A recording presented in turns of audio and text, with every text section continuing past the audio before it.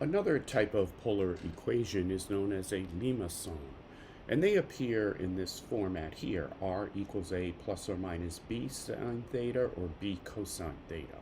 And the word limacon is French for snail. And you may say, well, wait a minute, I thought escargot was the French word for snail. Well, it turns out escargot is one type of snail. Okay, there are many types of snails, but it turns out escargot is a large and edible snail. Okay, the key to graphing limacons is to first analyze the A and the B. And you want to find the A over the B value. So there's four types of limacons.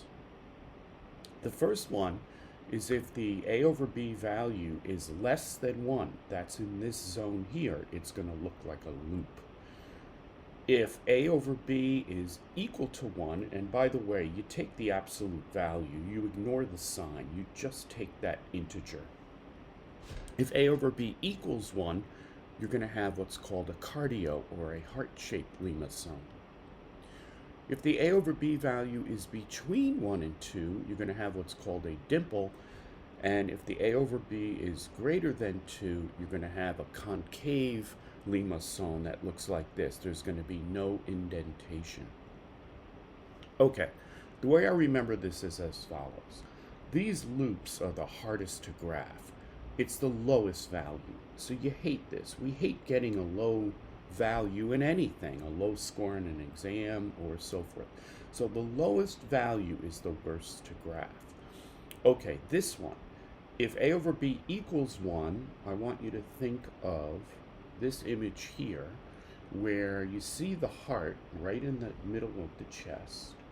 And if you wear a necktie, if a man wears a necktie, it's going to be right over the heart. That necktie looks like a 1 to me. So if the A over B value is 1, you're going to be right there, and you're going to have a cardio. Okay, this next one is a dimple between 1 and 2. So for this, I think of this image of a famous quarterback named Joe Namath, who was number 12. So here the number 12 means we're between 1 and 2, and Joe Namath was famous for his dimples. He was a Hollywood, New York City icon back in his day. Dimples, 1 and 2. Here we are. We're between 1 and 2, dimple. And finally, greater than 2 is the easiest to graph. So we always want the highest score in a test. We always want to get the most pieces of pizza. So the highest grade is the easiest to graph. Let's briefly spend some time on Desmos looking at how to graph polar equations. When you enter it, for some reason, it only works if you use a lowercase r equal to your polar equation. And the other thing to notice is that with theta, you type in the word theta, Theta, and it switches to the angle. So here you'll notice we're on the rectangular coordinate system. So you go to this wrench logo, which is representing tools. And you could see here the grid is currently rectangular, so we switch to polar, and that gives us the polar coordinates. So here you have concentric circles with radii. Here would be 5. This would be an R value of 1, 2, 3, 4, etc. And if we go ahead and click our first one, we see that we have a loop. We see that it is symmetric over the x-axis. That's because we're dealing with a cosine function. And if you did A over B, you would get 1 over 2 or 1/2. Because that is less than 1, we get a loop. Let's move to the next one. We see here that our A over B value is 3 over 3, otherwise known as 1. We ignore that negative sign. 1, think of a tie over the heart of someone's chest, and this is a cardio shape. Notice we have a sine function, and that is symmetric over the y-axis. As we move down, now our A over B value is going to be at 1.5, between 1 and 2. Joe Namath, the famous quarterback, number 12, known for his dimples. And that, folks, is known as a little dimple. Finally, we're going to have an a over b value greater than 1. 6 over 2 is 3, and we're going to get a concave function. There's no indentation here. So that is how we use Desmos, and we saw how a over b will dictate the shape of our limacon. Let's go ahead and graph our first limacon right here. R equals 1 plus 2 cosine theta. So first, let's get the intuition. The fact that it's a cosine graph means it's going to be symmetric over the x-axis. And let's analyze the a over b. So a over b would be 1 over 2. That is less than 1. Therefore, we are expecting a loop graph.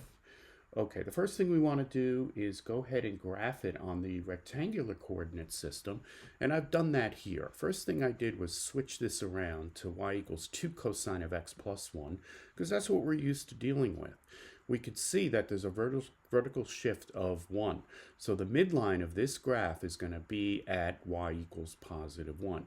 We see an amplitude of 2. That's going to give us a maximum of 3 and a minimum of negative 1, meaning the distance from the midline to the minimum is 2, from the midline to the maximum is 2. That's our amplitude. And we see that there is no phase shift, and the period is going to be normal because the C and the B values respectively are 0 and 1. Okay, so here we're going to have a period of 2 pi, which is normal for cosine graph, and it's going to start at 0 because there's no phase shift, normal for cosine graph. The cosine graph starts at the maximum, comes to the midline, to the minimum, to the midline, to the maximum. Now, of note, folks, is that the graph is going to cross the x-axis. It's going to be a 0 at 2 pi over 3. Now, how do we get that? Well, we set this graph, this function, 2 cosine x plus 1 equal to 0. We're going to get cosine of x equals negative 1/2. So where on the unit circle does the cosine equal negative 1/2? Well, it's going to be at these two spots right here. 2 pi over 3 and 4 pi over 3. This cosine distance right there is what I call negative short, negative 1/2. This would be positive long, square root of 3 over 2, negative square root of 3 over 2. But right there, cosine of x equals negative 1/2. So our two zeros are going to be 2 pi over 3 and 4 pi over 3. Notice I put this tick mark a little closer to pi over 2 because that is closer to pi over 2. And when I did the 4 pi over 3, I made that a little bit closer to the 3 pi over 2, which I forgot to label here. This is 3 pi over 2. Okay, let's go ahead and erase some of this because it's going to be in our way, and I will relabel that 3 pi over 2. And let's go ahead and use our rectangular coordinate system to graph our polar function. Now notice, look, the key points that I have here in terms of concentric circles. Since we're going to have a median value, a middle value of 1, we have to have a 1 on here. The minimum is also 1. The maximum is 3, and then I show the thetas where we're going to have zeros, 2 pi over 3 and 4 pi over 3. Okay, so let's get started. First, we're going to be at the starting point where theta equals 0. We're at our polar axis, and we see that our y value on the rectangular coordinate is positive 3. Therefore, the r value on the polar graph is going to be at positive 3.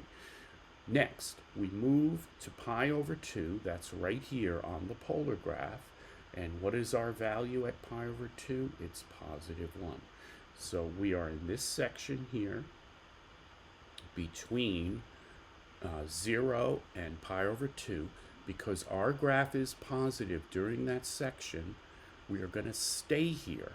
And we are going to move from the original point with a radius of 3 to here with a radius of 1, and we're going to stay within our original section. So we're going to get that. Okay, next we're going to be moving between pi over 2 and 2 pi over 3, which is right here. You could see the radius moves from a 1 to a 0 because we are still above the x-axis. In other words, folks, it doesn't matter that we're below this horizontal midline. The y value here is still positive. Therefore, we stay in this section. And we're going to stay in that section and move to 0.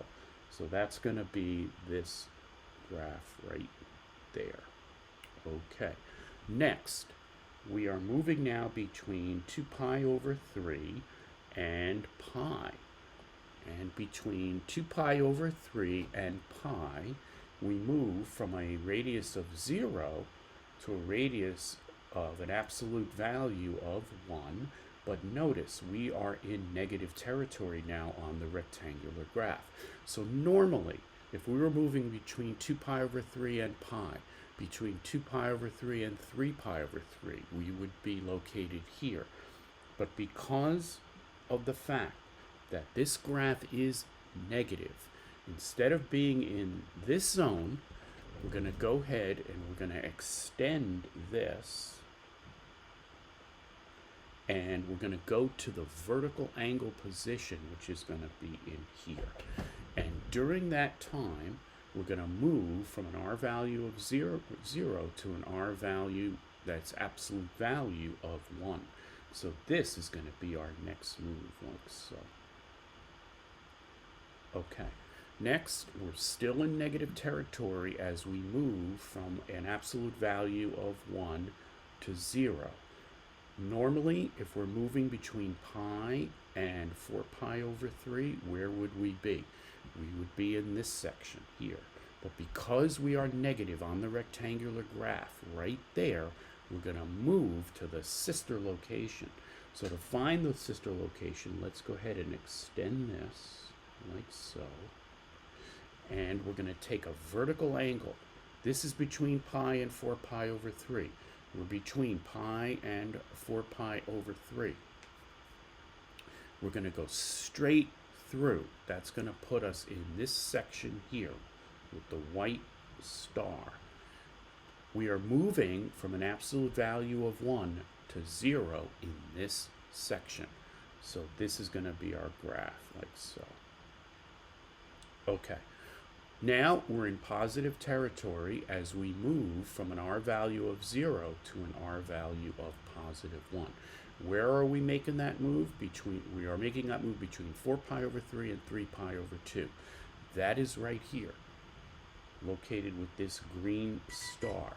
Because we are above the x-axis, as we move from an R value of 0 to an R value of 1, we are going to stay in this location. So here we are. We're starting at an R value of 0 and we're moving to an R value of 1 within this section. Next, we are moving between 3 pi over 2 and 2 pi. 3 pi over 2 and 2 pi. I have too many asterisks and too many stars. Let me start from scratch. Okay, let's use this red star. We're moving between 3 pi over 2 and 2 pi. That is this section right here. Because the 3 pi over 2 to 2 pi has a positive y value, we're going to stay in this section. And what happens during this section? We move from an R value of 1, shown right here on the midline, to an R value of 3. So we're going to go from an R value of 1 to an R value of 3, like so. And that is our final graph. We can see, folks, that it is a loop, which are harder to graph, and it is symmetric over the x-axis as predicted by the fact that we were dealing with a cosine function. Folks, before we move on to our next graph, I want to point out something that we just witnessed. Look at our graph here. You see that midline? Oftentimes in math, that is considered a 0, which would have made this section considered negative. But that's not what we did here. When we went from pi over 2 to 2 pi over 3, we still considered that positive. We stayed within the pi over 2 to 2 pi over 3 section right here. We did not go through the pole and go into the sister section. Now, sometimes in math, we treat this horizontal midline as a 0 point and everything below it negative. Let me show you what I mean. Let's switch gears here and move to a trigonometric graphing of 4 cosine of x minus 2. Now, as you know, when we graph cosecant, and I may have said cosine, let me start over. 4 cosecant of x minus 2. Whenever we graph secant or cosecant, we graph the reciprocal functions and then use that to create the cosecant or the secant function. So here, sine is the reciprocal of cosecant. So we went ahead and we graphed y equals 4 sine of x minus 2. And you see that here. Now that minus 2 is located right here. That is our new midline. The amplitude of this graph is 4, which results in maximum at 2 and a minimum at -6. This is your sine graph. Now, here's what I want you to notice. When we move to the cosecant graph, we need to locate the vertical asymptotes. Here are where the vertical asymptotes are going to be. In other words, we consider this midline as a 0, not where the sine graph crosses the x-axis. But here in our function we just did, we considered that the 0, where the graph officially crosses the x-axis, not the transformed midline. That is what we considered 0. But here, in this case, we're considering that as 0, where it crosses the midline of the graph.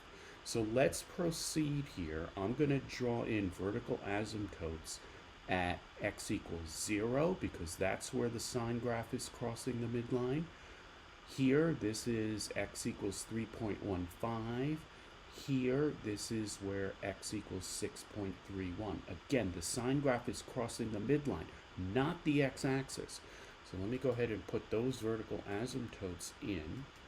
And now, when we go ahead and highlight the cosecant graph, you will see that this cosecant graph is going to honor these vertical asymptotes right there. So we go ahead and we go to the maximum or the minimum points and we flip it, and look how these cosecant graphs honor and respect the vertical asymptotes that we created.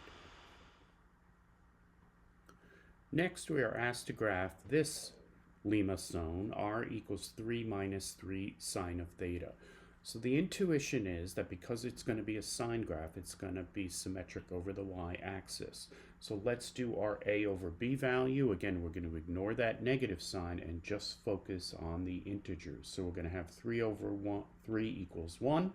Therefore, I'm going to think about that necktie in the middle of someone's chest that looks like a 1 and is right over a heart, which is going to be a cardio function. So this is going to look like a heart. Okay, first thing we do is we graph it on the rectangular function. Of note is that I switch these around because this is how we're used to graphing trigonometric functions. There's a negative, so the first move with the sign is going to be down instead of up. We are elevated to plus 3 as our midline, and our amplitude is 3, so that means we've come down 3 from the midline, we're at 0, up 3, we're at 6. So the sine graph goes from the midline to the minimum, to the midline, to the maximum, to the minimum. Now, here's why I'm smiling. Number 1, there's no loop to deal with. Number 2, this graph stays above the x-axis. Again, as we just reviewed, it doesn't matter that it comes below this horizontal line. This is not considered negative. This is not considered 0. So we are smiling because we know we're going to stay in our respective sections. So really, we only have 1, 2, 3, 4 moves to make here. So let's go ahead and get started. When our x value is 0, that corresponds to a theta value of 0. Our y value is 3. That means our r value is 3, which means we will start right here at this point in green. Okay, now as we move from 0 to pi over 2, 0 to pi over 2, that's this section, 0 to pi over 2, we see that the r value goes from 3 to 0, but because we're in the positive portion of this trigonometric graph, we're going to stay right in this section, and we're just going to bring our r value down to 0, like so. Okay, next we're between pi over 2 and pi. We're still considered positive. Even though we're below that horizontal midline, this is still considered positive because it is above the x-axis proper. During this time, it goes from 0 back to 3, and we're going to stay right in this section. So we're going to go from 0 at pi over 2 to 3 when we hit pi, like so. Okay, our next move is going to be between theta equals pi to theta equals 3 pi over 2. We're positive, which means we're going to stay in our section. But during that move, we go from 3 to 6. So we start at 3 when we're at pi. We're going to end up 6 when we hit 3 pi over 2. We start at a y value of 3 at pi. We're going to hit 6 by the time we reach 3 pi over 2. So that is going to do something like this. Let's do this in white, like so. And I shouldn't have done white. Let's do a different color. Let's do red. So let's do that from a r value of 3 to an r value of 6. And finally, between 3 pi over 2 and 2 pi, that's this section here, between 3 pi over 2 to 2 pi, we see that the value starts off at 6 and comes down to 3. We're going to stay in our section because our trig graph is positive, and we're just going to come from a r value of 6 to an r value of 3. Okay, that is our final function. You can see it's heart-shaped. You know, the distinguishment between heart and a dimple is subjective, but this comes down fairly significantly to declare this a cardio function. And the other thing you notice again is that it is symmetric over the y-axis. Next, we are asked to graph this polar function, r equals 1 minus 3 sine of theta. So the intuition shows us that first it's a sine function, which means it should be symmetric over the y-axis. And if we do a over b, it's going to be 1 over 3. 1/3 is less than 1. So unfortunately, we're dealing with a loop equation. Okay, the other thing that's going to be challenging about this is you see that our graph does cross 0. When we graph y equals negative 3 sine of x plus 1, our graph does enter negative territory. We have a couple of zeros. So we have a lot going on with this function. So first, in graphing the trigonometric function, we see a vertical shift of 1 that lifts the midline up to y equals 1. We have a negative out front. That means the first move with the sine function is down from the midline to the minimum. We see our amplitude is 3. That gives us a maximum of 1 plus 3 and a minimum of 1 minus 3 at negative 2. No phase shift, which means we're going to start at x equals 0, and no change in the period, which means we're going to end at 2 pi. So our graph goes from midline to minimum to midline to maximum to midline. Okay, first thing we want to do, folks, is locate the location of those two zeros. Very important, because when the y value on the trigonometric function equals 0, the r value on the polar function equals 0, which means wherever we are, we're going to have to come back to the pole at these 2 points. Okay, let's find out where they are. So we're going to take our original function, y equals negative 3 sine of x, negative 3 sine of x plus 1, and we're going to find out where that y value is 0. So we're just going to replace y with 0. So we're going to move the 1 over, we're going to divide by negative 3. We're going to have negative 1 divided by 3 equals the sine of x. So the sine of x equals 1 over 3. So where would that be on the unit circle? Well, folks, we know that at pi over 3, that the sine value equals 1/2. So at pi over 6, otherwise known as 30 degrees, the y value right there, the sine value is 1/3. It's also going to be over here in the second quadrant.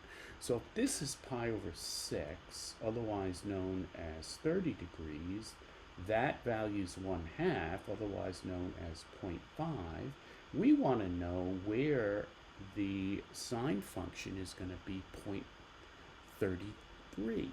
So that's going to be a little bit less than pi over 6, a little bit less than 30 degrees. So roughly 20 degrees.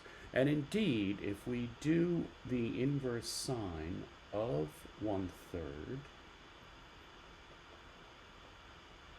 we put that in a calculator and we get about 19.5 degrees. So we're talking about 20 degrees. That's the location of our zeros. And 20 degrees is how many radians? Let's see. We start out with 20 degrees. We're going to multiply by pi radians for every 180 degrees. Why is it legal, folks, to come along and multiply by that factor? Because pi radians over 180 degrees is 1. And it is legal in math every day of the week to come along and multiply by positive 1. So here, the degrees cancel out. We're left with pi radians. 20 over 180 is going to be pi over 9. So we have pi over 9 here, and pi can be written as 9 pi over 9. So we're going to be pi over 9 short of that, or 8 pi over 9. So these are the locations of our two zeros. This is going to be pi over 9, and this is going to be 8 pi over 9, right there. Okay, so now, folks, we are ready to graph. So at our first point, we could see that we are located when theta equals 0, or x equals 0, our r value is at 1. So our first point is going to be right here in green at an r value of 1 when we are at x equals 0. And you can see, folks, that immediately we get when we move from 0 to pi over 9, we're going to get right to an r value of 0 because our y value is 0. And notice, during this portion of the graph, we are positive. We're above the x-axis. So that means our next curve is going to be drawn between x equals 0 and x equals pi over 9, and we're going to stay there because of the fact that that value is positive. So here's pi over 9, here's 0, so it is during this section where the graph is going to go to 0, like so. Okay. Now let's move to our second section. Now we are between x equals pi over 9 and x equals pi over 2. So that really should be in this location. This is the location between pi over 9 and pi over 2. But because we are negative here, we're going to go to the sister section. The sister section is going to be here. And we're going to draw our graph here. Now, what does the r value do? Well, it goes from 0 to negative 2, from 0 to an absolute value of positive 2. So during this section, our graph is going to go from 0 to 2, like so. Okay. Next, folks, we are going to go between pi over 2 and 8 pi over 9. And our graph is going to move from an r value of 2 to an r value of 0. Now, normally, between pi over 2 and 8 pi over 9 would put us in this section here. But because this is negative during that process, we're going to be in the sister section. The sister section is going to be right through the pole. So that means we're going to be in this section, and we're going to go from an r value of 2 to an r value of 0, like so. Okay, next we are moving from 8 pi over 9 to pi. And from 8 pi over 9 to pi, look what happens. The graph goes from an r value of 0 to an r value of 1, and we are positive. So we're going to stay in this section, and we're going to go from a r value of 0 to an r value of 1 in this section between 8, 9 over pi and pi. So let's do that. Let's stay in red. And that's our r value of 1. That's our first concentric circle.